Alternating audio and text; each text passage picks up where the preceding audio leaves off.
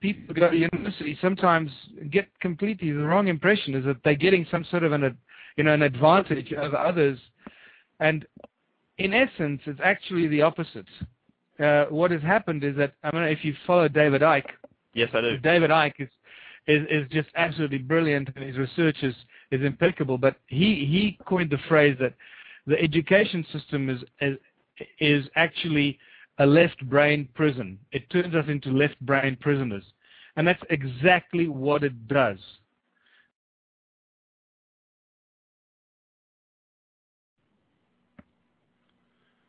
Okay, we are back to Cryptic Knowledge Radio. I apologize for that. I guess we lost connection. It could be both me and Michael are using Skype, or maybe it jumped to an interview, and I apologize for that. And me and Michael were actually on a roll talking about slave species of God and the human origins. Go ahead, Michael. Yeah, we're talking about the whole left brain prison. So the university and the school system is really set up there to keep promoting the objectives of the Illuminati and the slave drivers, the guys that created us here to be their slaves and mine gold. And we're still doing that, except not everybody is involved in gold mining. Many other people are involved in all the supportive industries around it. But in essence, what has happened is that the world is actually a bigger mining colony now than ever before. We're mining more metals and more minerals than ever before in all of human history. So nothing has really changed. So the education system is there specifically structured to take our attention away from higher thinking, spiritual thinking, tapping into the universal consciousness. It's doing everything it can to move us away from those higher consciousness levels. But unfortunately, it's unstoppable, because it's now evident that our DNA keeps evolving.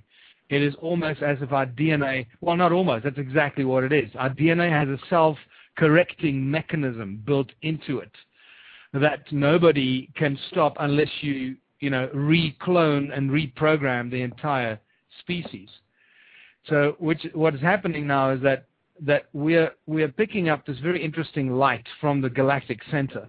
And it's been shown that when we're exposed, people that are exposed to this specific light that comes from the galactic center, our ESP, extrasensory perceptive skills, and our psychic ability increases by about 400%.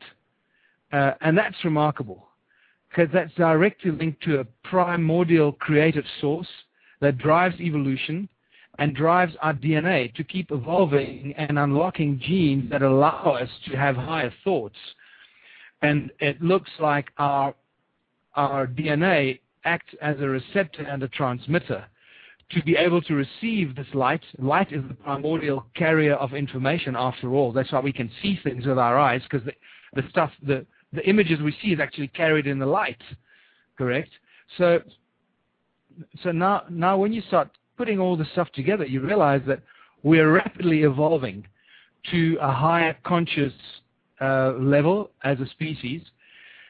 And when you start reading about the 2012 prophecies and the book of Revelations in the Bible, which I believe actually speaks of the same event, the whole rapture and the separation of the believers and the non-believers and so forth, I believe it's the same event if you really analyze it. And we have a very interesting situation that's around the corner, 2.5 years away, 2012. Some very interesting times. So you believe it's just going to be an end of times, or it's going to be an end of a long age calendar, or was there actually some kind of message they're trying to send to us? It's definitely a shift to a higher level of consciousness.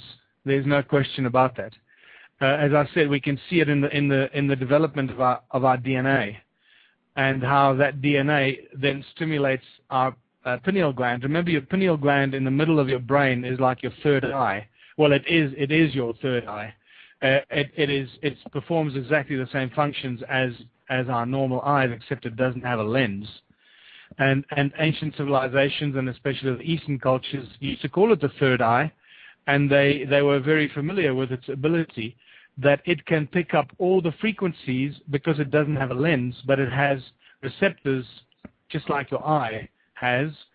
Those receptors are finely tuned to pick up all the other frequencies and energies throughout the universe that your eyes cannot pick up. So that is your third eye and can pick up all the extrasensory perceptions, and that is really the organ with which we communicate psychically. What's interesting is when our pineal gland seems to have been the primary target of our creators, of our slave drivers. And we see that in the symbolisms of major religions, especially Catholicism, and that is inherited from some of the drawings and inscriptions from Sumerians.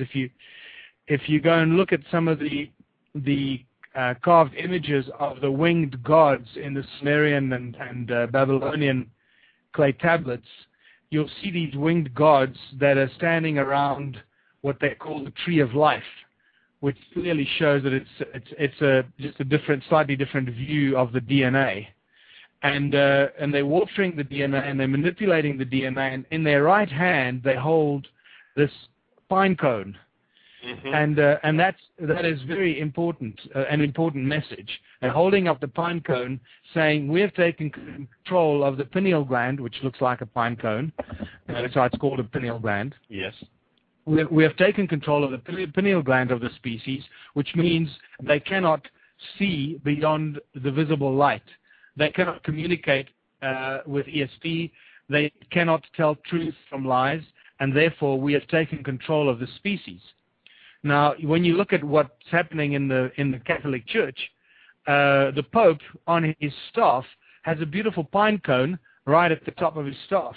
If you go into the courtyard at the Vatican, there's a giant pine cone guarded by two lions or sphinx-like lion statues, which tell us that this pine cone image has played a very crucial role in the manipulation and control of human beings for thousands of years, and it's been passed down into modern religions, especially Catholicism, the Catholic Church, and popular Christianity. I must state this very carefully because there's a big difference between the Christ-conscious message and popular Christianity, the way it's been hijacked. I totally agree. And you realize that there's just been this absolutely beautifully orchestrated manipulation of the truth. And you see, they skate so close to the truth that you can. It's very difficult to tell the truth from the lie, and that's how you tell the best truth. So, would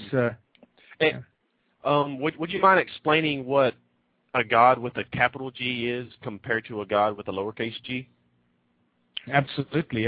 What we've been describing here is the gods with a lowercase g is really a bunch of advanced beings. Professor Paul von Ward from Harvard University sent me a wonderful email just before Christmas last year, congratulating me on the work that we've done and the research we're doing, because it supports all his theories and research that he's had, for many, many years, and he's written several books about, and he calls them ABs, advanced beings. Well, the Bible calls them the Anakim, the giants. They call them the Elohim, the gods.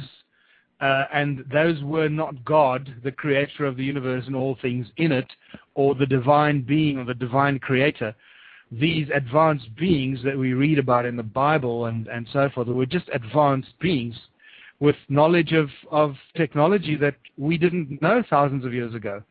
And just like we can clone pets, you can go and have your little cat cloned and you can have your dog cloned, we can clone humans. It's a very simple process.